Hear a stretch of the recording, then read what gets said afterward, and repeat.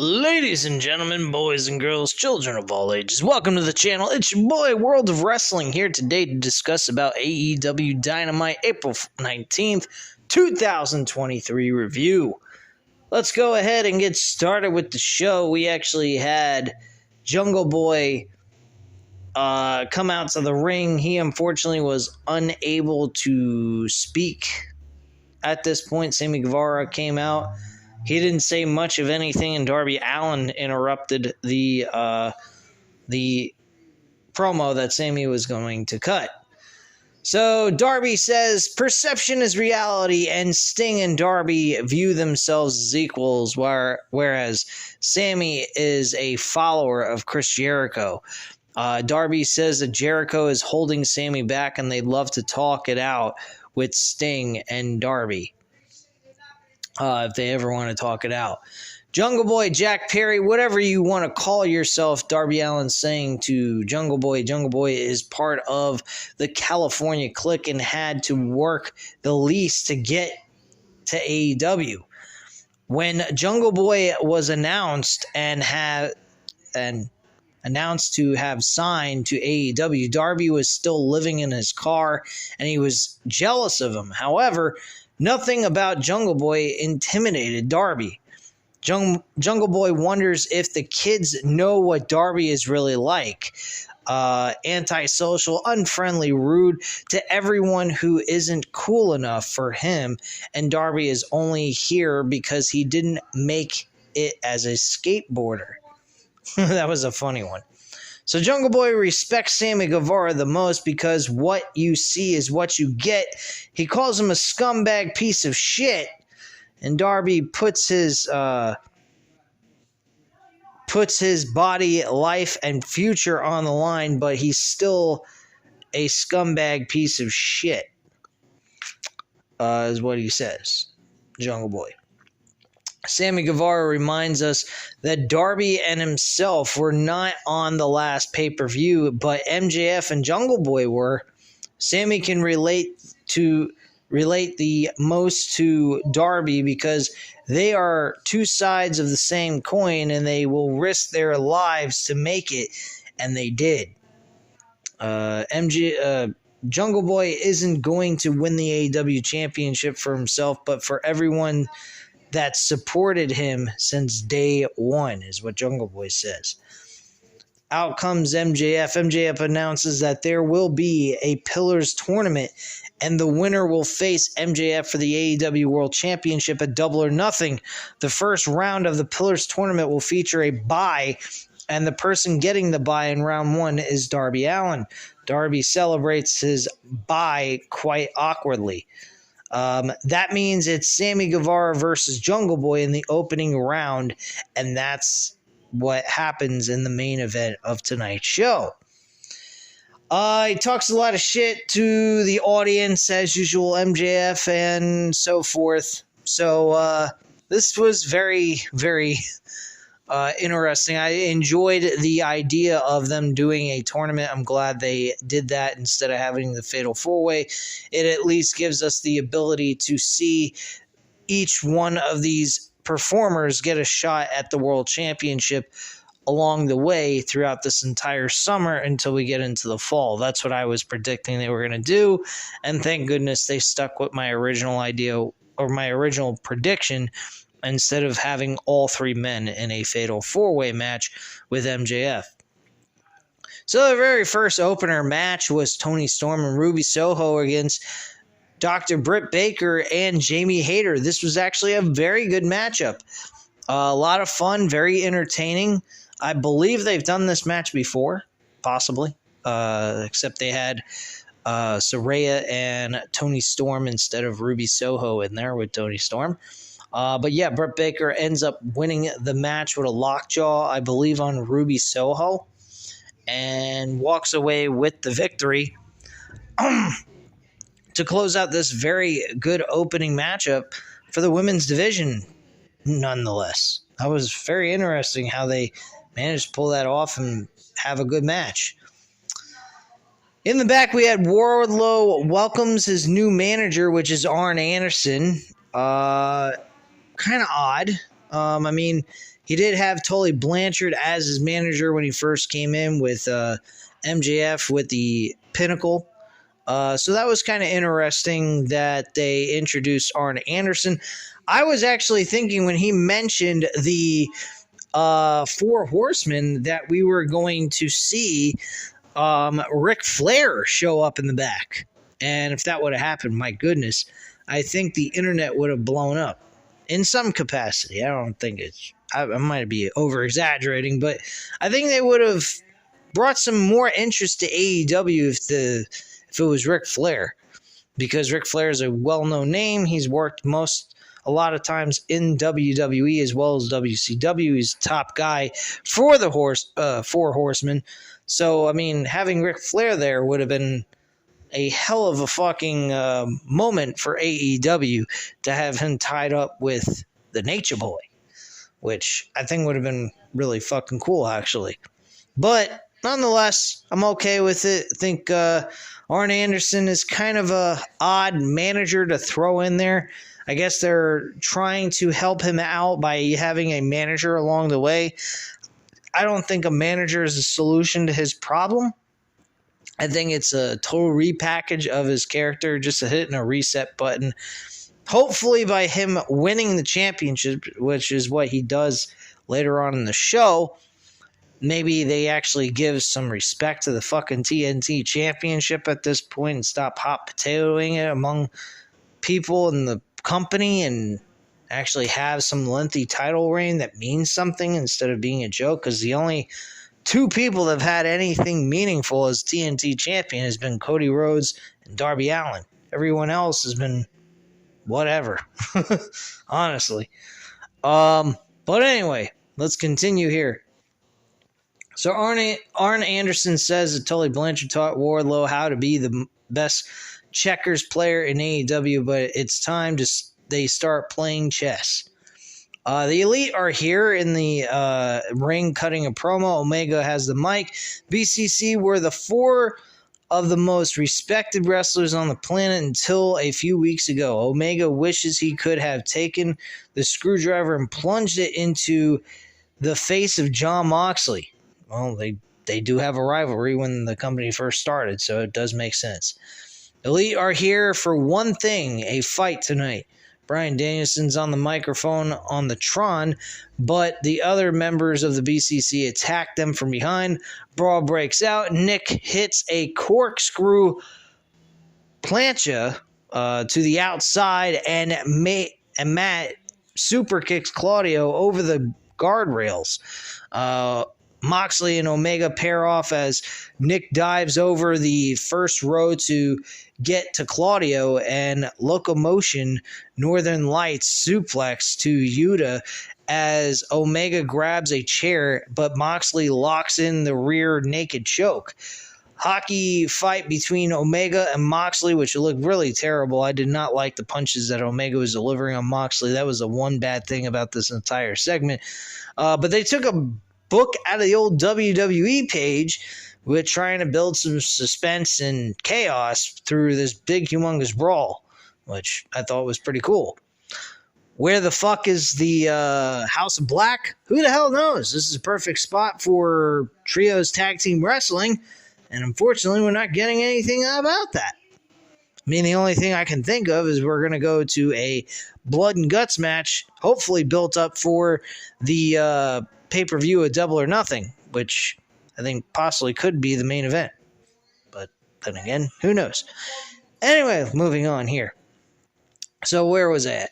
Hockey fight between Omega and Moxley as Yuta attacks Matt's injured bicep with the belt. Dr. Bomb by Claudio to Nick. German suplex by Omega to Yuta, and Death Driver by Moxley to Omega. Danielson now walks out to the ring with the mic, nothing but a bunch of amateurs. Don Callis is here with a chair, but the BCC stops him, and he runs to the back. Callis comes back with Takeshita, and Danielson tries to stab Omega with the screwdriver, but Takeshita makes the save. V-trigger to Yuta and Blue Thunder Bomb by Takeshita. This was actually a spinning Blue Thunder Bomb, may I add. And Takeshita has joined the Elite, apparently. That's very odd. Where is Adam Hangman Page? Where is he? It's 4-on-4 at this point. Are they adding somebody from BCC and putting Hangman Page into the Elite as well? This makes absolutely no fucking sense. Anyway, moving on. AEW TNT Championship. Powerhouse Hobbs, the champion, defending the title against Wardlow. For the title, do I care? No. Do I care about the title being changed? No. Does it mean anything? No. None of it fucking matters. Was the match good? Yes, it was. It was a decent match. I enjoyed it. There was some interferences here and there. Arn Anderson pretended he was pulling out a fucking 9mm out of his pocket, out of his jacket or whatever. I don't quite understand why the hell that's being shown on TV. I mean, God knows we hear enough about shootings every single day if you watch the news every fucking day. But anyway, Wardlow ends up becoming the new TNT champion, I believe, for the third fucking time. Again, this title is like a gosh darn, like a fucking 24/7 title. Vince McMahon probably was sitting next to Triple H, pulled down his pants, whipped out his dick, and jizzed all over the 24/7 championship, and looked at Triple H and said, "You know something, pal? I think it was really cool watching that match. I think we should bring back the 24/7 championship belt and call it the Jizz belt, because this is really jizzing for me. You know what I mean, pal?" Some shit like that, Anyway, whatever Vince McMahon likes to do in his private time. I mean, I'm sure he probably got some intern woman sucking on his dick and then saying he didn't have any relations with that woman. He was up all night with her, doing dirty things to her, and then paid her off $1 million as if she was an expensive fucking hoe, which she probably was. Anyway, moving on. We had the Commander versus Jay White in a one-on-one matchup. Jay White had his in-ring debut. He was spectacular in this matchup. He did very well, and Commander was actually pretty good for a jobber in this match. He did well. I don't know if I'd be throwing myself around like that if I was a jobber, but whatever. But yeah, Jay White ends up winning this matchup with the Blade Runner and gets the 1-2-3 to close out the match. So kudos to Jay White in his in-ring debut. So during the matchup, they did have Shawn Spears, which I don't know why the hell he's back in the show. Like, where has he been? Does anyone know? Fuck no. Nobody knows where the fuck Shawn Spears has been. Does it matter? Probably not. But after the match, Shawn Spears produces a 5, and Juice pulls Spears over the railing. And then Ricky Starks is here to make the save. FTR is in the back with Renee, who informs them that Mark Briscoe got beat up by the varsity athletes earlier today. FTR runs to the trainer's room where Jay Lethal, Jeff Jarrett, Satin Singh, and Sanjay Dutt are attending to Mark Briscoe. Mark wants to fight, but instead Jarrett and Lethal should work with FTR. All men begrudgingly agree. Why the fuck are we getting anything of Jeff Jarrett, Jay Lethal, Satin Singh, and Sanjay Dutt doing anything with FTR? They just won the fucking tag team titles, number one. Number two, these guys are heels. The Jay Lethal, Jeff Jarrett, Satin Singh, and Sanjay Dutt. I have no fucking idea what the hell that's all about. And nor do I give a shit. And I don't know why these guys have anything to do with that, but whatever. Anyway, moving on here.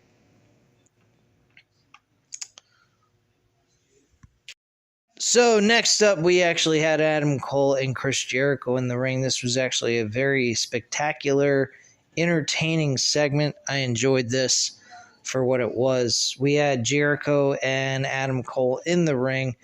Adam Cole gave us an understanding of why he says Adam Cole baby. He actually got that from Chris Jericho back in the day. He used to say, "Come on, baby." So he actually took that and made it his own by saying Adam Cole, baby.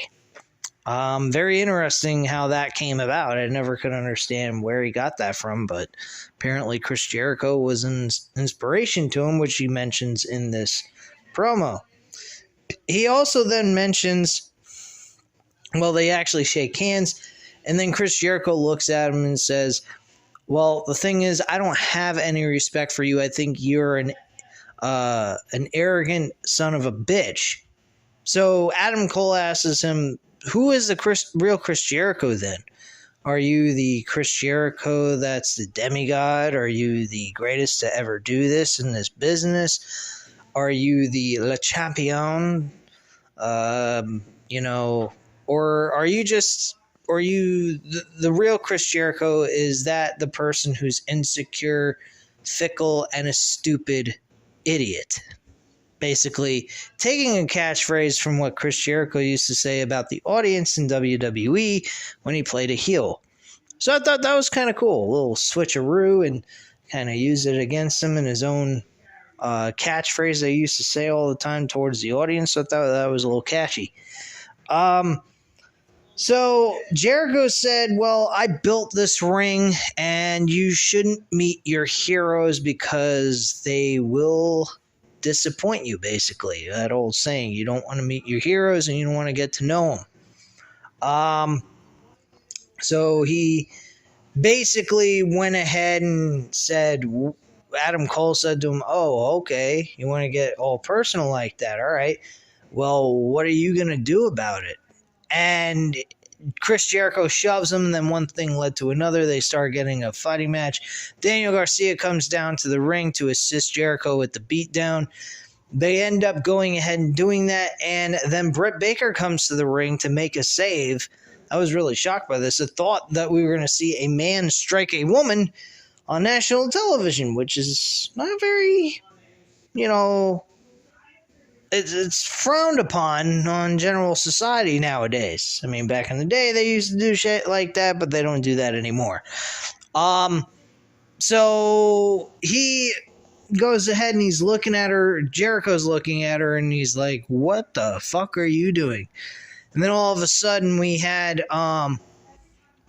the Outcast, Ruby Soho, Saraya, and Tony Storm attacking Britt Baker on a 3-on-1 attack.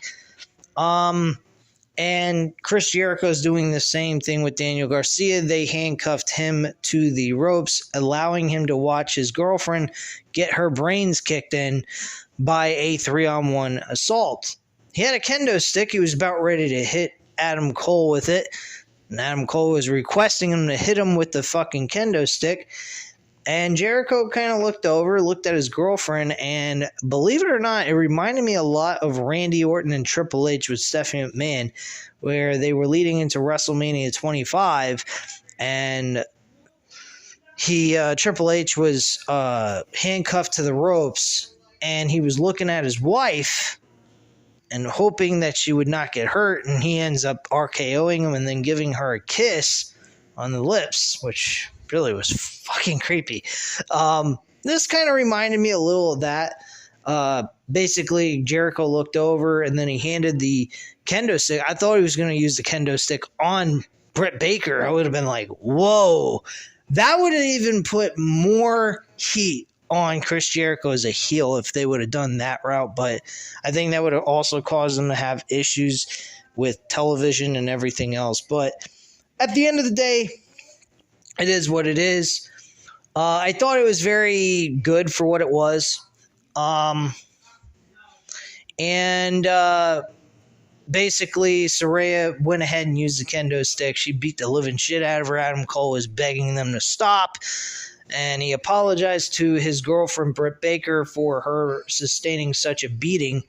And that was pretty much what happened there. They were carried out of the arena, and the fans were not too happy about that. Jericho still got his heat that he needed, but overall, I mean, it would have been a lot worse if he would have done it himself. But then again, I don't think that would have been something they could accomplish because of the way society is nowadays. Earlier in the show, I forgot to mention this. MJF was trying to work out a deal with Sammy Guevara. And he actually likes Sammy Guevara. He thinks he's a great guy. He thinks he's a great wrestler as well. And he works out a deal, I think, where MJF gets him for Sammy Guevara to take a fall or something, and he helps him in return to wrestle him at the pay-per-view for the championship, I think. And he takes the fall at the pay-per-view itself. I'm not sure how this is going down, but basically he gave him a blank check with his name on it and said, write down your price and we'll seal the deal. And he goes ahead, he writes down his number. You don't really see the figure of what he asked for, which was an extraordinary amount of money based on how MJF's reaction was. But he said, deal done, no problem. And he goes to shake his hand, and Sammy Guevara goes ahead and looks at him and goes, friends don't shake hands. Friends give a hug. I'm like, what the fuck? Are we back in 2002 with Chris Benoit and Kurt Angle? Like, what the fuck? Back when they were tag team partners?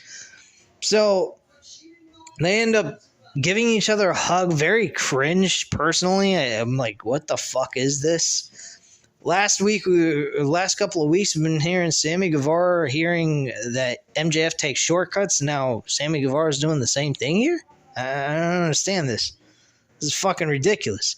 So we have the main event match, the Acclaim actually have a matchup with not Bully Ray. What the fuck's wrong with me? Billy Gunn, and they go in a 6-man tag team matchup against the JAS Society. They have Jake Hager, Matt Daddy Magic, and then they also have Angelo Parker, and Matt Menard is Daddy Magic.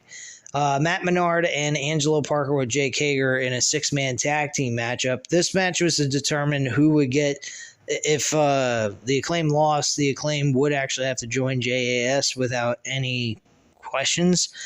And Acclaim actually win this matchup and managed to avoid from having to be part of the JAS Society. Not really that big of a matchup to me. I didn't particularly care for this all that much. But it is what it is. Then we go to the main event. Sammy Guevara and Jack Perry have an excellent matchup. This was an awesome match, but the ending, a little cheesy, kind of fucking sucky, actually, as a main event. Darby Allin did not particularly like the ending either, his own self. MJF ends up at the end hitting Jungle Boy with a right hand with the ring on his finger, and basically knocks Jungle Boy out. As for a count out, Sammy Guevara wins the matchup.